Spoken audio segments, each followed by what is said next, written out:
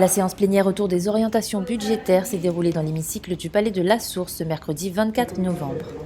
Le président du département Cyril Melchior a dévoilé le plan de mandature de la collectivité sur la période 2021-2028, voté à l'unanimité par les conseillers départementaux. Nous mettons l'accent d'abord sur la lutte contre la pauvreté et la précarité sur le territoire de la Réunion. Près de 38% des familles vivent en dessous du seuil de pauvreté. Et nous voulons travailler à faire en sorte que cette précarité recule. Nous voulons lutter contre les violences intrafamiliales, faire en sorte que l'éducation populaire se développe encore plus parce que ce sont des champs qui ont été un peu oubliés ces dernières années. Eh bien, nous voulons retravailler avec les partenaires sociaux pour que, encore une fois, la misère recule sur la Réunion. Donc, plus de liens sur l'éducation, les collèges, travailler contre la vulnérabilité des enfants, plus de structures d'accueil pour les personnes âgées et personnes porteuses de handicap. Voilà les ambitions portées par le département. La première déclinaison de ce plan de mandature passera par la mise en place d'actions de lutte contre la pauvreté et l'inclusion sociale via un accompagnement renforcé des personnes en situation d'exclusion.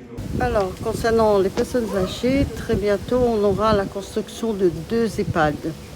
Un dans le nord, dans l'est, pardon, et un dans le sud. Il y aura 20 MAF qui vont être construits, dont 5 qui sont déjà en cours de construction. Et les autres suivront dans l'année 22. Ça me tient à cœur, parce qu'on voit trop quand même des personnes, nos petits vieux, comme on les appelle, hein, qui sont en souffrance.